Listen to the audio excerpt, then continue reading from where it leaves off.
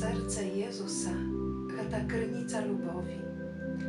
Kali хочеш lubić Boga i bliźniego, uglądaj się u serca Jezusa, proslawляй Його і проси.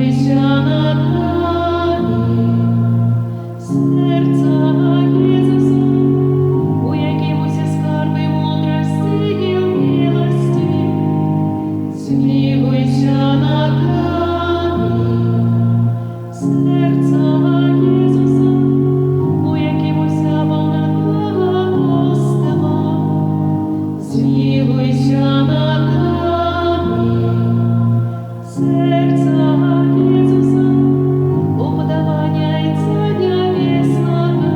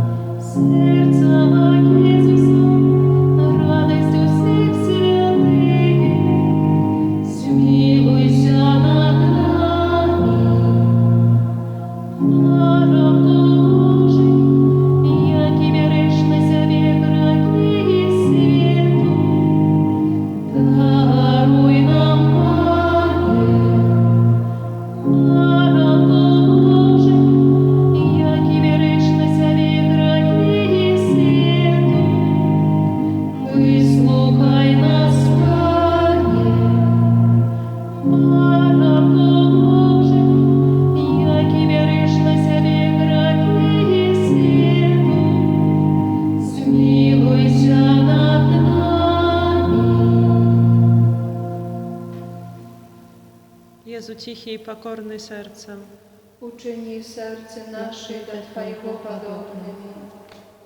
Molim się. Всемогутный вечный Боже, глянь на серце наимилейшего Сына Своего, на хвалу и охвяру, яку Он складає Тобі за нас грешних. Змилуйся над тими, хто просить Твоєї милосердності, і даруй їм у ім'я Сина Своего Єсуса Христа, який з Тобою живе і владарить на віки вічні. Amen. Присвячення роду людського найсвятейшому серцю Єзуса. О Єзу наймилейший Откупитель роду людського, глянь на тих, хто покорно схиляється до подножа Твоєго алтара. Ми Твоя власність і Тобі належить хоче. Сьогодні кожен з нас щиро віддається найсвятейшому серцю Твоєму, каб ще більше з'єднатися з Тобою. Многие зусім не ведают Тебе, многие отвернулись от Тебе, погарджаючи заповедями Твоими. Змилуйся над одними и другими, о Єзу найласкавіший, і притули усіх до святого серця Свого. Благодаром будь нам, о Єзу, не тільки вірникам, які ніколи не відступилися від Тебе, але й синам марнотравним, які Тебе покинули. Допоможи, каплятних очей вернулися яни в батьковський дом і не згинули від нестачі і голоду. Будь благодаром для тих, хто помилково ці праздня згоду одлучився від Тебе. Приведи їх до пристанку правди і единства віри, каб хутко настала одна учарня і один пастир, а дари костел Твой безпечною свободою, дай всім народам супокой згоду. Учини, каб на всій землі, від краю до краю, один узносився голос.